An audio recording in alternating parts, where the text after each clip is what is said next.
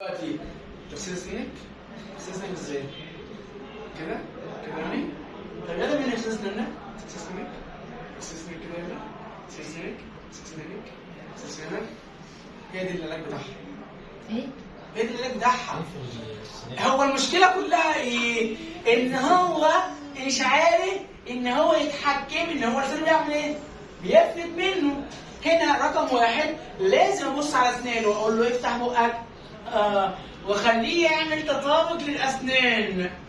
اقفل سنانه على بعضها، افتح بقك يعني زي عمه زي عمه زي عمه. لان انا دلوقتي لو الولد عنده مشكله في الاسنان فبالتالي لازم يروح الاول عالج الوظيفه او الجانب العضوي الاول وبعدين تعالى. مشكلة زي مثلا سنة مقطوعة. زي دلوقتي انا اسناني كلها متشالة. طب ما هو ايه اللي هيحجب ان اللسان يطلع؟ خلاص؟ دي واحدة. عندي هنا تقوس ده نص دايرة ما بين الاتنين مع بعض. ده انت لو علقت قرد مش هتتعامل برضه. خلاص روح يا حبيبي اعمل تقويم الاول وتعالى لنا. وصلت كده؟ فلازم هنا رقم واحد اعمل ايه؟ هنا في اللدغات بتبدا تبص. احنا كده اصلا بنبص على اعضاء النطق واحنا بنعمل في تقييم الحاله، في دراسه الحاله يعني. بس بنركز هنا في اللدغات. ده عندك السين يلا اعمل زي عمو كده. كده ده عنده مشكله اللي هو اسنانه قدام وديت، فيبقى برضه يبقى عنده ايه؟ تبويب فيبدا يخرج منها الايه؟ اللسان. لا ده والله اسنانه سليمه ما فيهاش حاجه، هي بس ايه؟ عنده اللي هي بيطلع هنا. تعال نتعلم ان احنا نغسل سناننا. هتلعب معاه كده الاول يلا زي عمو يغسل سنانه بس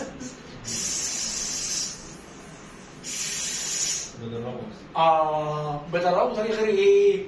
مباشر. خلاص؟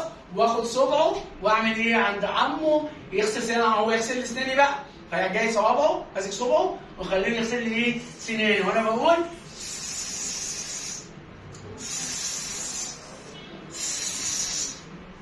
هي دي تدريب السنين الأمامية. وصلت؟ ينفع اقول مثلا السرير كده؟ الآلية بتاعتهم هنا بقى أول حاجة بنصحح هنا بنشتغل على الفونيم. فاكرين الفونيم؟